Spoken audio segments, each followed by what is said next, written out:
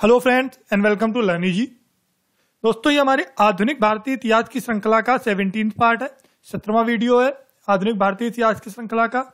और पिछले वीडियो में मतलब आधुनिक भारतीय इतिहास भाग 16 में हमने चर्चा की थी भारतीय राष्ट्रीय आंदोलनों की शुरुआत कहाँ से होती है और प्रथम भारतीय राष्ट्रीय आंदोलन काल की। और इस वीडियो में हम बात करेंगे भारतीय राष्ट्रीय आंदोलन के द्वितीय चरण की। और पिछले वीडियोस देखने के लिए आधुनिक भारतीय इतिहास के पिछले वीडियोस के लिए आप हमारे वीडियो के डिस्क्रिप्शन में जाकर वहां से लिंक प्राप्त कर सकते हैं। साथ ही साथ आप फेसबुक पर लर्न इजी ग्रुप और लर्न इजी पेज के माध्यम से हमसे जुड़ सकते हैं। लर्न इजी ग्रुप और लर्न इजी पेज के जो लिंक हैं वो आप इस वीडियो के डिस्क्रिप्शन में प्राप्त कर सकते हैं। तो आइए शुरू करते हैं आधुनिक भारतीय इतिहास भाग 17 की। और इसमें हम चर्चा करेंगे द्वितीय चरण की। जो आंदोलन थे भारतीय राष्ट्रीय आंदोलन द्वितीय चरण, यह मुख्य रूप से उग्रवादियों का उदय एवं अतिवादी राजनीति का केंद्र था। तो आइए शुरू करते हैं। सबसे पहले बात करते हैं द्वितीय चरण का आंदोलन, जिसका काल 1905 ईस्वी से लेकर 1919 ईस्वी तक रहा। इसका जो काल रहा वो द्वितीय चरण का, राष्ट्रीय आंदोलनों के द्वितीय चरण का, वो 1905 ईस्वी से 1919 ईस्वी तक रहा। यह उग्रवादी या गर्मपंथी चरण था। जैसा कि पहला जो प्रथम चरण था राष्ट्रीय आंदोलनों का, वह उदारवादी दल था, उदारवादी युग था। और यह द्वितीय चरण यहां से उग्रवादी या गर्मपंथ का उदय हुआ। उग्रवादी दल का मुख्य उद्देश्य उदारवादी दलों से पूर्णतया अलग था। यह स्वराज्य चाहते थे। जैसा कि उदारवादी जो दल था उसकी चर्चा हमने इसके पिछले वीडियो में की थी और बताया था कि जो उदारवादी दल था उनके जो नेता थे वो भारत में अंग्रेजों को भारत से हटाना नहीं चाहते थे। वो चाहते थे कि भारत में अंग्रेजी साम्राज्य बना रहे और अधिक विस्तृत हो तथा भारत के लोगों का इनमें सिर्फ इन्वॉल्वमेंट बढ़े और भारतीय लोगों को सिर्फ अच्छे अवसर प्रदान किए जाएं। ये उदारवादी दल की मांग थी। जबकि जो उग्रवादी दल था जिसका उदय द्वितीय चरण के आंदोलन में हुआ, उनका उद्देश्य पूर्णतया अलग था। ये भारत में अंग्रेजों को उखाड़ फेंकना चाहते थे, अंग्रेजी सत्ता को भारत से डिगाना चाहते थे और ये चाहते थे कि जो भारत है वो पूर्णतया स्वतंत्र हो और ये स्वराज्य चाहते थे। तो इस प्रकार उदारवादी दल और उग्रवादी दल का जो उद्देश्य था यह पूर्णतया एक दूसरे से भिन्न था। उग्रवादी दल के जो नेता थे इन्होंने अंग्रेजों के स्वरूप को भारतीय जनता तक पहुंचाने के लिए लेख लिखना आरंभ किया। ये भारतीय जनता को, जो उग्रवादी दल था, ये भारतीय जनता को अंग्रेजों के वास्तविक स्वरूप से परिचित कराना चाहते थे, जिसके लिए इन्होंने लेख लिखने का सहारा लिया। उग्रवादी दल ने अपने लेखों में यह भी सिद्ध किया कि भारत में जो गरीबी है, बेरोजगारी है और आर्थिक पिछड़ापन है, यह सब मूल रूप से अंग्रेजों का ही देन है। एक अगर उदाहरण के तौर पर देखेंगे तो जो रमेश चंद्र दत्त या जीबी जोशी के नेतृत्व में जो लेख प्रकाशित हुए, इन्होंने उस लेख में इन्होंने ये बताया कि अंग्रेजी भूमि कर व्यवस्था ये पूर्णतया जो भारतीय हैं उनके खिलाफ है और ये पूर्ण रूप से शोषण करने वाली व्यवस्था है। तो इस प्रकार इन्होंने भारतीय जनता से सीधा जुड़ाव हासिल किया और जो उग्रवादी दल के नेता थे इन्होंने लेख को अपना एक मुख्य हथियार बनाया और भारतीय जनता से जुड़े। अंग्रेजों की आलोचना के साथ कांग्रेस की नीतियों में भी बदलाव की मांग रखी गई। जो उग्रवादी दल के नेता थे या गर्मपंथी नेता थे, उन्होंने अंग्रेजों की आलोचना की और साथ ही साथ जो उदारवादी कांग्रेस की नीतियां हैं उनमें बदलाव की भी मांग रखी।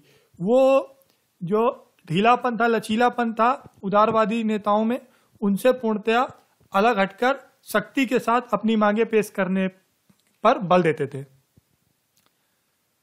इन्होंने आरोप लगाया कि कांग्रेस के नेता पद के भूखे हैं और ये आंदोलन को कुछ ही लोगों तक सीमित रखना चाहते हैं। गर्मपंथी नेताओं ने यह कांग्रेस पर यह आरोप लगाया कि जो कांग्रेस के उदारवादी नेता हैं उनमें से कुछ नेता पद के भूखे हैं और वे आंदोलनों को कुछ सीमित लोगों तक ही रखना चाहते हैं। दूसरे चरण के नेताओं ने भारत में बढ़ते हुए पश्चिमीकरण पर चिंता व्यक्त की और इसका विरोध भी किया। जो द्वितीय चरण के नेता थे उन्होंने भारत में पश्चिमीकरण जो बढ़ रहा था उस पर चिंता व्यक्त की और इसका विरोध किया। इसका कारण यह था कि जो भारत में पश्चिमीकरण बढ़ रहा था, इसके साथ साथ जो भारतीय जीवन था और जो भारतीय राजनीति थी, यह अपना अस्तित्व खो रही थी और साथ ही साथ इस पे जो है विदेशी प्रभाव या पश्चिमी प्रभाव स्पष्ट रूप से समझ में आ रहा था। लोगों का जो बौद्धिक और भावनात्मक प्रेरणा का स्रोत मान सकते हैं वो भारत था, और पश्चिमीकरण बढ़ने के साथ साथ लोगों में जो राष्ट्रीयता की भावना थी वो कम होती जा रही थी। साथ ही साथ उदारवादी दल के उदय में जो लॉर्ड कर्जन की प्रतिक्रियावादी योजनाओं ने भी अहम भूमिका निभाई। या फिर ये बोल सकते हैं कि जो गर्म पंथ का उदय हुआ, जो लोगों में रोष पैदा हुआ, क्रोध उत्पन्न हुआ, उनमें से जो कर्जन की कुछ योजनाएं थी उन्होंने भी एक अहम भूमिका निभाई। उन पर अगर नजर डालते हैं तो सबसे पहले 1899 ईस्वी में पारित नगर पालिका अधिनियम। इस अधिनियम में ये जो अधिनियम था, इसके द्वारा इसमें जो जनता के द्वारा चुने जाने वाले प्रतिनिधि थे उनकी संख्या कर्जन ने बहुत कम कर दी और बहुमत मनोनीत सदस्यों का कर दिया, जो कि जनता में एक क्रोध का कारण सिद्ध हुआ। इसके बाद आगे अगर बात करते हैं तो 1903 ईस्वी का जो दिल्ली दरबार का आयोजन था वो भी गर्मपंथी दल के उदय में एक महत्वपूर्ण भूमिका निभाता है। किस प्रकार भूमिका निभाता है अगर उसकी बात करते हैं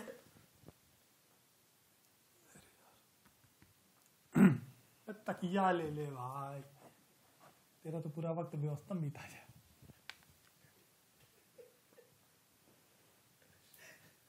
चालू कर रहा हूं, ठीक है।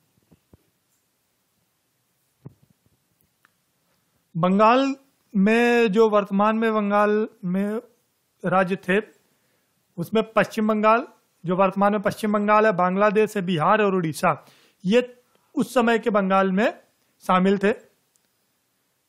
बिहार और उड़ीसा की जनसंख्या लगभग 2 करोड़ 10 लाख के आसपास थी। जो बिहार और उड़ीसा की जो जनसंख्या थी वो लगभग 2 करोड़ और 10 लाख थी।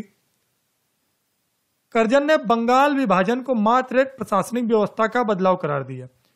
जो लॉर्ड कर्जन था जिसके कार्यकाल में भारत में बंगाल विभाजन हुआ, उसने इसको एक प्रशासनिक व्यवस्था का बदलाव ही माना।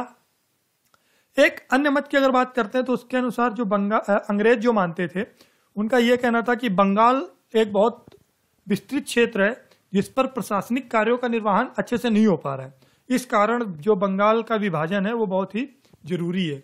तो इन्होंने एक अन्य मत सरकार ने पेश किया जिसमें उन्होंने ये माना कि जो बंगाल है उसमें प्रशासनिक कार्य सुचारू रूप से निर्वाहित नहीं हो पाने के कारण बंगाल विभाजन आवश्यक था। अक्टूबर 1905 ईस्वी में योजना के अंतिम स्वरूप के अनुसार पूर्वी बंगाल और असम को एक नया प्रांत बनाया गया जिसमें राजशाही, चटगांव और ढाका के 3 डिवीजन शामिल थे। जो पूर्वी बंगाल और असम का नए प्रांत बने उसमें राजशाही, चटगांव और ढाका के 3 डिवीजन शामिल थे। आगे बात करते हैं जो मुस्लिम बाहुल्य प्रांत था उसकी राजधानी ढाका बनाई गई और इसमें जो जनसंख्या थी वो लगभग 1 करोड़ 80 लाख थी और जिसमें मुसलमानों की संख्या 1 करोड़ 20 लाख थी। तो ये जो मुस्लिम बाहुल क्षेत्र था उसकी राजधानी ढाका बनी और यह प्रांत जो था वो लेफ्टिनेंट गवर्नर के अधीन था। बाद में पश्चिम बंगाल, बिहार और उड़ीसा इन प्रांतों का जो मुख्यालय हुआ वो कलकत्ता बनाया गया और इसकी कुल जनसंख्या लगभग 5 करोड़ और 40 लाख थी जिसमें 4 करोड़ 20 लाख के आसपास हिंदू थे। तो ये अल्पसंख्यक जहां पर मुस्लिम थे उसकी जो राजधानी बनी वो कलकत्ता बनी और मुस्लिम बाहुल्य प्रांत की राजधानी ढाका बनाई गई। बुद्धिजीवियों के अनुसार यह बंगाली राष्ट्रीय एकता पर अंग्रेजों का कड़ा प्रहार था। जो बंगाल विभाजन था वह बंगाली राष्ट्रीय एकता पर अंग्रेजों का एक कड़ा प्रहार साबित हो रहा है, ऐसा बुद्धिजीवियों का मानना था। इसके द्वारा बंगाली भाषा, परंपराओं और इतिहासों को नष्ट करने का एक साजिश रची जा रही है। कुछ लोगों का यह भी मानना था कि यह बंगाली राष्ट्रीय एकता पर प्रहार है और साथ में कुछ लोग ये भी मानते थे कि इसके द्वारा बंगाली भाषा का हनन हो रहा है, बंगाली परंपराओं का हनन हो रहा है और इतिहास को नष्ट करने की एक साजिश है। अब बात करते हैं बंगाल विभाजन की शुरुआत कहां से होती है। तो दिसंबर 1903 ईस्वी में विभाजन का प्रस्ताव जैसे ही जानकारी में आया, और तो साथ ही जो पूर्वी बंगाल है उसमें 2 माह में लगभग 500 बैठकें संपन्न हुई। मतलब ये एक बहुत ही सनसनीखेज खबर साबित हुई। जैसे ही प्रस्ताव की खबर मिली तो 2 माह के अंदर ही लगभग 500 बैठकें संपन्न हुई। सुरेंद्रनाथ बनर्जी, कृष्ण कुमार मिश्र, पृथ्वीचंद्र राय समेत कई नेताओं ने विभाजन के खिलाफ पत्रिकाओं और अखबारों के माध्यम से आंदोलन छेड़ा। 19 जुलाई 1905 ईस्वी को बंगाल विभाजन की घोषणा हुई। यह एक बहुत ही महत्वपूर्ण तिथि है। जो 19 जुलाई 1905 ईस्वी थी, उस दिन बंगाल विभाजन की घोषणा हुई। घोषणा के बाद बंगाल के समस्त कस्बों में विरोधी सभाओं का आयोजन होने लगा। 7 अगस्त 1907 ईस्वी में कलकत्ता में स्वदेशी आंदोलन की घोषणा हुई और बहिष्कार प्रस्ताव पारित किया गया। तो बहिष्कार प्रस्ताव कब पारित किया गया? ये 7 अगस्त 1907 ईस्वी में कलकत्ता का जो टाउन हॉल था वहां पर एक स्वदेशी आंदोलन की घोषणा के साथ ही पारित हुआ। संजीवनी नामक साप्ताहिक पत्रिका में सबसे पहले बहिष्कार को अपनाने का सुझाव दिया गया। ये कई बार एग्जाम्स में पूछा जाता है। संजीवनी नामक साप्ताहिक पत्रिका में सबसे पहले बहिष्कार को अपनाने का सुझाव दिया गया। 28 सितंबर को कलकत्ता के कालीगढ़ के निकट लगभग 50,000 लोगों ने विदेशी बहिष्कार की शपथ ली। 28 सितंबर एक महत्वपूर्ण तिथि थी 1907 ईस्वी, जब कलकत्ता के कालीगढ़ के निकट लगभग 50,000 लोगों ने विदेशी बहिष्कार की शपथ ली। 16 अक्टूबर 1905 ईस्वी को बंगाल विभाजन लागू हो गया। यह भी एक महत्वपूर्ण तिथि है, 16 अक्टूबर 1905 ईस्वी जब बंगाल विभाजन लागू हुआ। 16 अक्टूबर 1907 ईस्वी इस दिन को बंगाल में शोक दिवस के रूप में मनाया गया और रविंद्रनाथ टैगोर के सुझाव पर इसे रक्षाबंधन के रूप में भी मनाया गया। अब बात करते हैं जो स्वदेशी आंदोलन हुए, जो उनका प्रमुख राज्यों में कैसा परफॉर्मेंस रहा और उनका जो नेतृत्व करता थे कौन कौन थे। तो स्वदेशी आंदोलन व विदेशी बहिष्कार का संदेश पूरे देश में बहुत ही तीव्र तरीके से फैला। महाराष्ट्र में बाल गंगाधर तिलक और उनकी पुत्री केतकर ने इस आंदोलन में महत्वपूर्ण सहयोग दिया। तो महाराष्ट्र में जो नेतृत्व करता थे वो बाल गंगाधर तिलक और उनकी पुत्री केतकर थी। पंजाब और उत्तर प्रदेश की अगर बात करते हैं तो यहाँ पर लाला लाजपत राय, अजीत सिंह जयपाल, गंगाराम और स्वामी श्रद्धानंद ने इस आंदोलन को चरम सीमा पर पहुंचाया। दिल्ली में सैयद हैदर रजा के द्वारा इस आंदोलन का नेतृत्व हुआ और मद्रास में चिदम्बरम पिल्ले, सुब्रमण्यम अय्यर और टी.एन. नायर के द्वारा इस आंदोलन का जो स्वदेशी आंदोलन था उसका नेतृत्व किया गया और विदेशी बहिष्कार को बल मिला। स्वदेशी आंदोलन में स्वयंसेवी संगठन में सबसे महत्वपूर्ण योगदान बांधव समिति का था। जो बांधव समिति थी, जो एक स्वयंसेवी संगठन था, इसका बहुत ही महत्वपूर्ण योगदान रहा स्वदेशी आंदोलन में। और इस समिति का जो नेतृत्व करता था वह A.K. दत्त, अश्वनी कुमार दत्त के द्वारा किया जाता था। वह एक अध्यापक थे और बांधव समिति की कुल संख्याएं 159 थी, 159। इसकी 159 कुल शाखाएं थीं।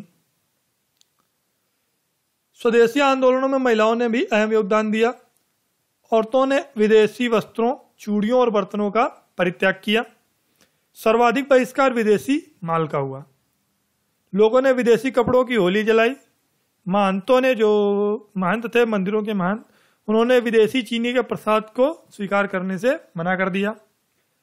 स्वदेशी, चूंकि यहाँ पर विदेशी वस्तुओं का बहिष्कार हो रहा था, तो साथ में जो स्वदेशी वस्तुएं थी उनकी आपूर्ति के लिए विभिन्न स्थानों पर स्टोर्स भी खोले गए। और सबसे पहला स्टोर बंगाल में स्वदेशी मेडिकल स्टोर खुला, जो आचार्य प्रफुल्ल चंद्र राय के द्वारा खोला गया। आगे बात करते हैं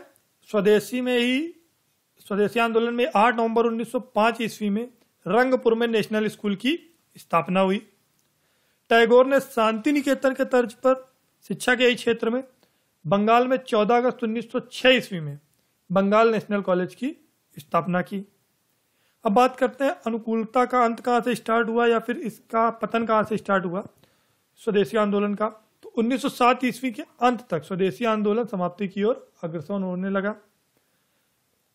तिलक की गिरफ्तारी और 6 साल की सजा इसमें इस आंदोलन की समाप्ति में एक महत्वपूर्ण हिस्सा साबित हुआ। इसके बाद बंगाल के जो किसान थे इनकी अगर बात करते हैं तो यह इस आंदोलन से बिल्कुल भी प्रभावित नहीं थे। यह आंदोलन एक शिक्षित और शहरी तथा उच्च वर्गीय लोगों तक ही सीमित रहा। बंगाल के बड़े नेता अश्विनी कुमार दत्त और कृष्ण कुमार को निर्वासित कर दिया गया, जिससे स्वदेशी आंदोलन में बहुत ज्यादा गिरावट आई। पंजाब से अजीत सिंह और लाला लाजपत राय को निर्वासित कर दिया गया और अरविंद घोष ने राजनीति से संन्यास ले लिया। धीरे धीरे संपूर्ण आंदोलन नेतृत्व विहीन हो गया और 1911 ईस्वी को बंगाल विभाजन भी रद्द कर दिया गया।